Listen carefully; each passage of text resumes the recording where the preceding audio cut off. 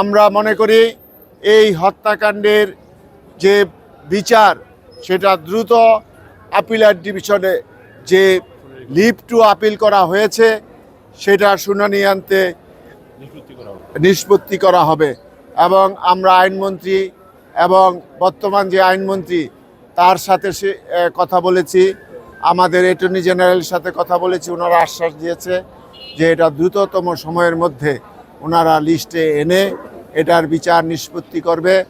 এটা কিন্তু সারা বাংলাদেশের মানুষ চায় এই হত্যাকাণ্ডের বিচার।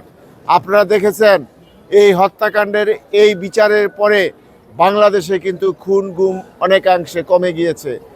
আমরা মনে করি এই রায়টা যদি একটা দৃষ্টান্ত হিসাবে এই বাংলাদেশে কার্যকর হয় তাহলে যারা খুন গুম করে তাদের জন্য একটা শিক্ষণীয় বিষয় হিসাবে পরিগণিত হবে। আমরা মনে করি আসামি পক্ষ যত শক্তিশালী হোক, যত টাকার মালিকই হোক, আমরা মনে করি আইন তার নিজস্ব গতিতে চলবে।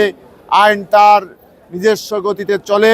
এই হত্যাকাণ্ডের যে বিচার সেটা দ্রুত নিষ্পত্তি করে অবিলম্বে এই রায় কার্যকর করবেন। এখানে আমাদের পরিবারগুলোর পক্ষ থেকে যারা হত্যাকাণ্ডের শিকার হয়েছে তারা মানবতর অবস্থায় দিনাতিপাত করছে। সরকারের প্রতি আমার অনুরোধ থাকবে যে তাদেরকে যাতে, যেহেতু একটি প্রশিক্ষিত বাহিনী তাদেরকে হত্যা করেছে, তাদেরকে যাতে রাষ্ট্রের পক্ষ থেকে তাদেরকে অন্তত ক্ষতিপূরণ দিয়ে পরিবারগুলিকে বাঁচার ব্যবস্থা করে দেয়, এটাই আমাদের প্রত্যাশা। এই হত্যাকাণ্ডটি বিচার কিন্তু হতো না যদি সাংবাদিকদের বলিষ্ঠ ভূমিকা পালন না করত।